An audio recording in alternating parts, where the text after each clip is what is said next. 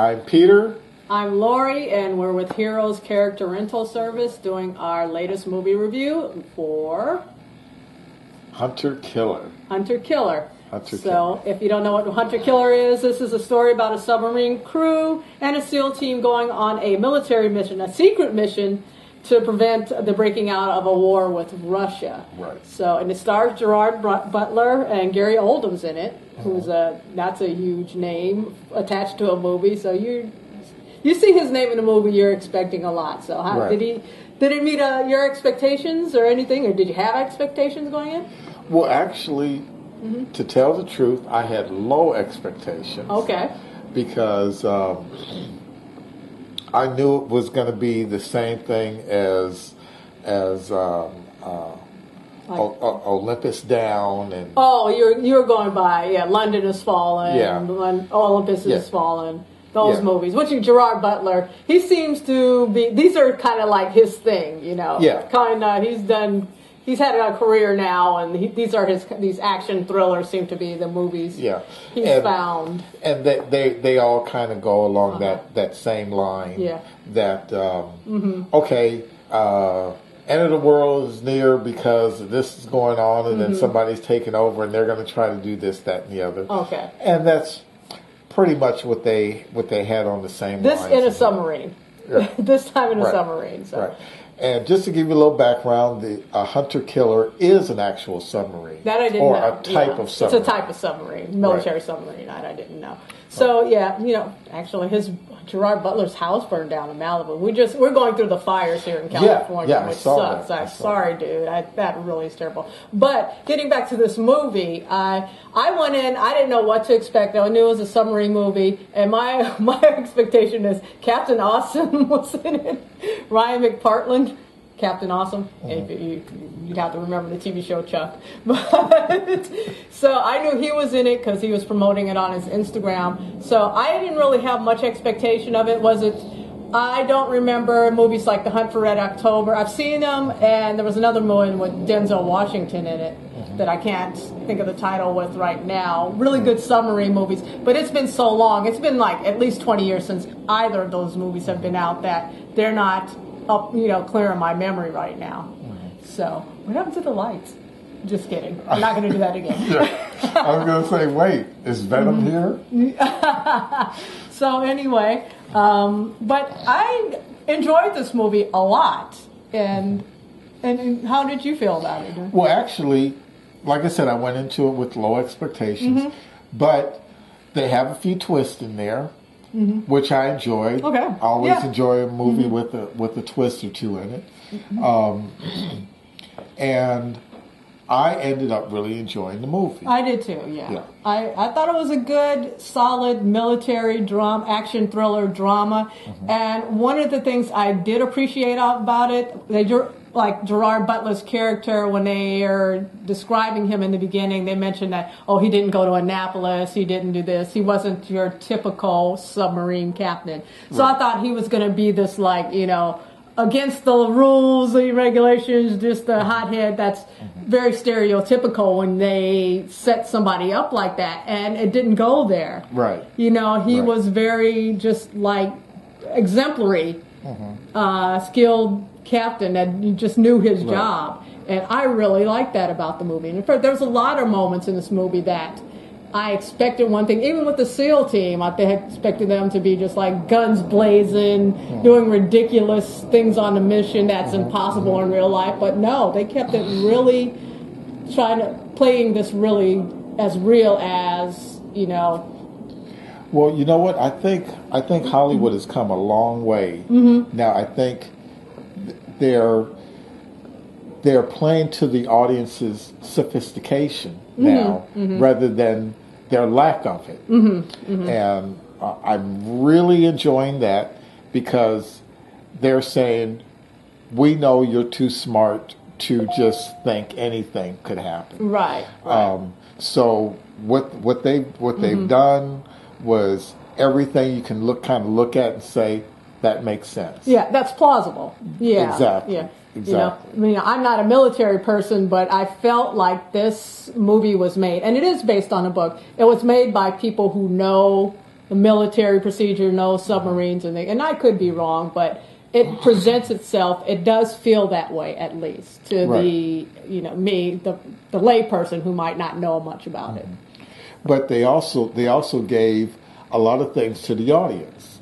So, because what I really liked is when they were talking about this one explosion that had happened. Okay. And the captain looks and says, "Have you ever played with the cherry bomb?" And the other guy looks at him and goes, "Well, no." And I'm sitting there going, "Yeah, and that means this." And then they said, "Well, if you had this is what you would have." Okay. So I really liked that that they played to the layperson. And they said, if you've done these things, here's your answer. Okay. And this is how I came across this answer. This action that's going to happen would be in your equivalent would be like this thing happening. So so you're like, okay, I get that kind of thing. So. And it's something that even if you went to Annapolis and you studied to be a submariner or whoever, this isn't what they would teach you. This is something that you would have had to have it happen in real life, and you've seen it. Okay. And you said, okay, that's how we know this is this way. And they use it a couple. Well, they don't use that analogy, but they show it in the movie, and they say, here's your proof. And the guy looks and says, yeah, that makes sense. And now we have two older guys, me being older, that would say, yeah, I've come across this as a kid. And this, I agree with your hypothesis. Oh, okay. So this was I enjoyed this movie. I enjoyed London Has Fallen too. It's kind of an over the top kind of action thriller, but this isn't over the top at all, from my impression. What I thought it really did that I really liked, and this might be a shift in how military movies or dramas are being portrayed, instead of being this country versus that country or the political machinations, I felt this was about the military and understanding and supporting what military men and women who serve together, honoring them and showing how they understand and relate to each other. And I thought that there was a point where they do say that. I was like, they're here for the mission. They're not here for your politics. They're not here for that. And you can see that portrayed because it's Russia against the United States. Right. And you see the loyalty from the Russian crew to their commanders and vice versa. And the American crew and their commanders, and understanding that on some level. And I think that's what this movie wanted to show the audience, and that's what I got out of this movie, that I really had a new appreciation for in terms of our military. Right. Well, one of the things that I think this movie did was it humanized both sides. Yeah. And it says, very much so.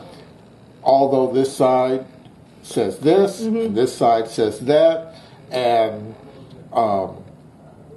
we need to fight. You had humans who their humanity came in and said, why do we need to fight? I don't hate them. And there was a real trying to understand from a point of humanity first, and making decisions from that. Right.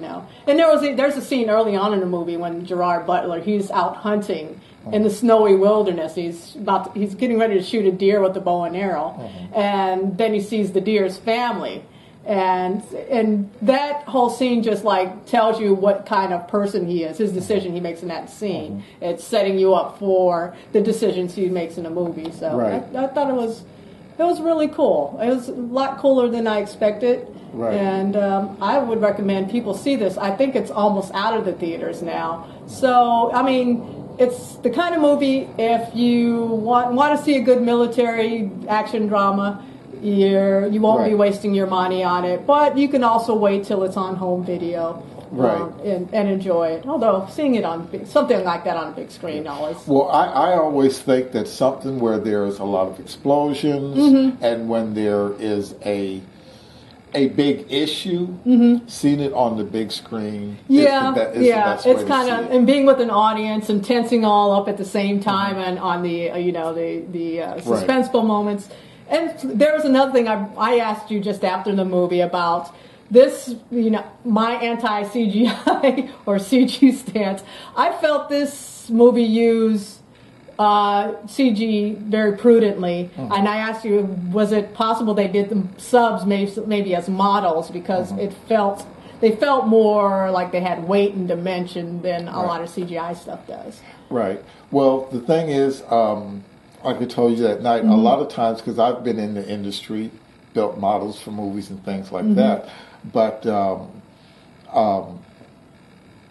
I really liked what they did because, one, I wasn't taken out of the movie going, oh, that's a model, oh, that's CG. Yeah.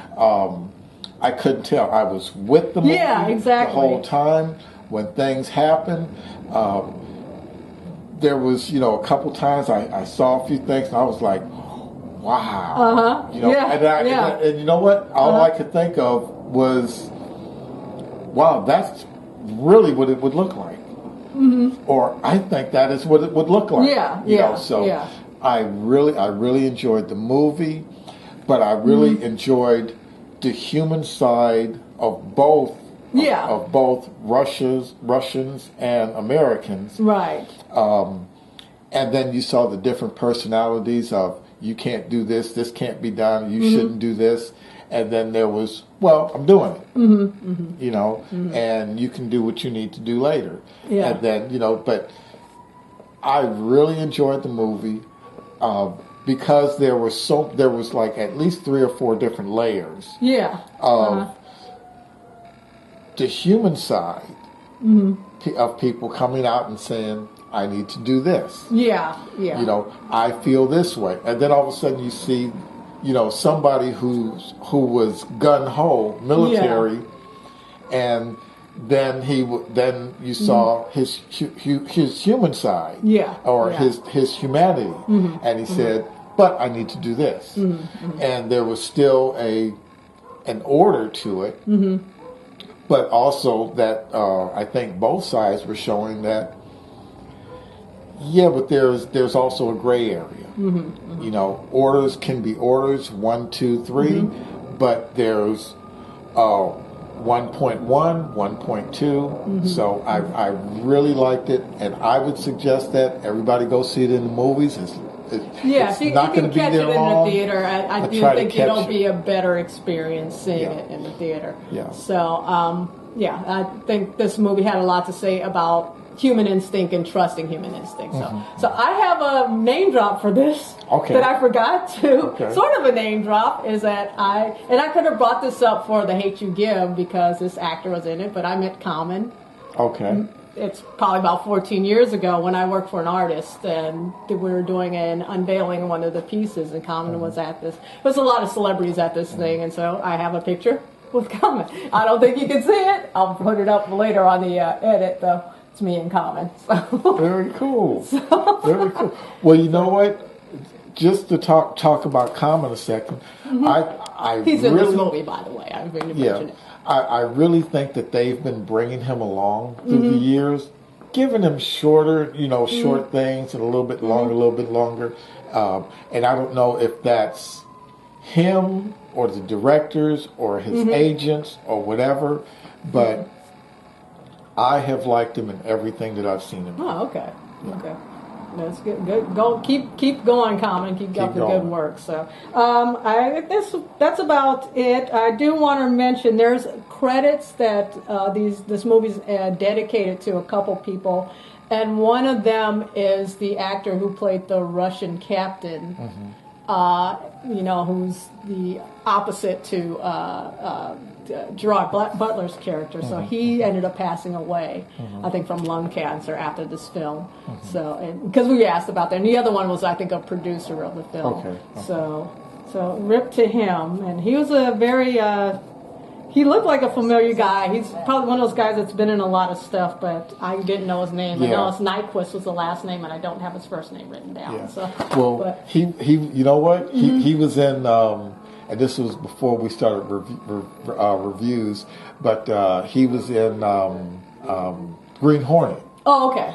Okay. And I just loved him there. I've seen him in some sort of. I don't know if it was a commercial, a regular commercial, or a Facebook kind of commercial thing, but it was really cool, and I was just like, I like this guy. And then I've seen him in other stuff, and I go, I like this guy. Yeah, he's a very familiar face you've seen. So, but just to say this one thing that I don't like, but I understand why they do it. They did make the